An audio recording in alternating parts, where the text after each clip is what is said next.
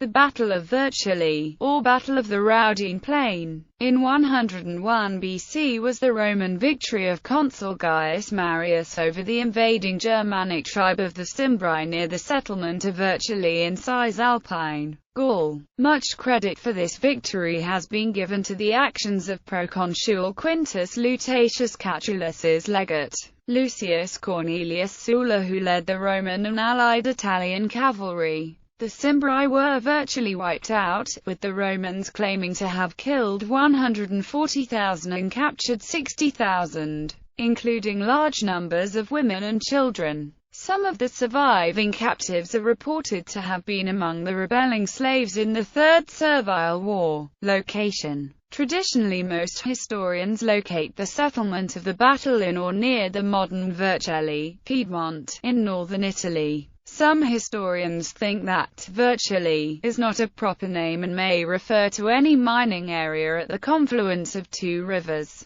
These historians think that the Cimbri followed the river Adige after having crossed the Brenner Pass, instead of, unreasonably, turning west to the modern Vercellae. This way, the location of the battle would be in the modern Polsena instead, possibly near the modern Rovigo. At Borgo Vercellae, near the river Sesia, 5 kilometers from Vercellae, items have been found that supposedly strengthen the tradition. Another suggested location is the hamlet of Rodi, in what is now the province of Cuneo, Piedmont. The battle. The 13,000-strong Cimbri cavalry rode onto the battlefield. Behind them came the 197,000-strong infantry. According to Plutarch, Marius made a final sacrifice to the gods. Marius washed his hands, and lifting them up to heaven, vowed to make a sacrifice of 100 beasts should victory be his. The Romans got into position first, therefore the sun would be reflecting off the Romans' armor. The Cimbri thought the sky was on fire. Sensing their sudden anxiety, the Romans attacked. The Cimbri cavalry were taken completely by surprise by the Roman cavalry.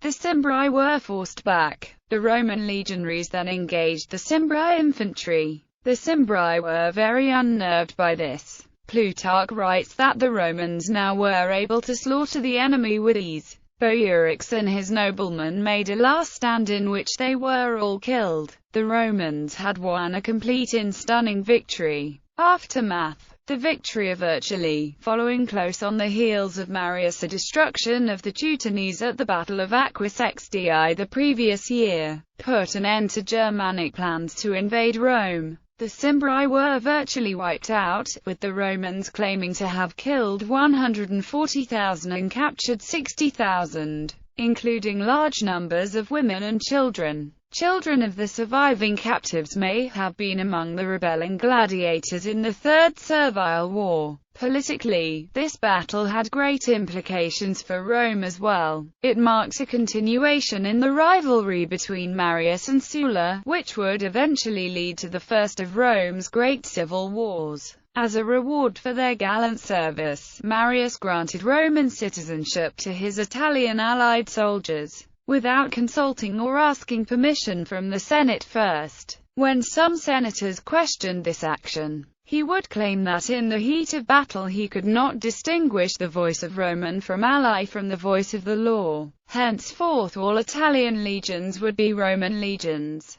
This was also the first time a victorious general had openly defied the Senate, and it would not be the last. In 88 BC, Sulla, in defiance of both the Senate and tradition, would lead his troops into the city of Rome itself, and Julius Caesar, when ordered by the Senate to lay down his command and return to Rome to face misconduct charges, would instead lead one of his legions across the Rubicon in 49 BC. This would mark the start of the civil war between himself and senatorial forces under Pompey, which would effectively end the Roman Republic.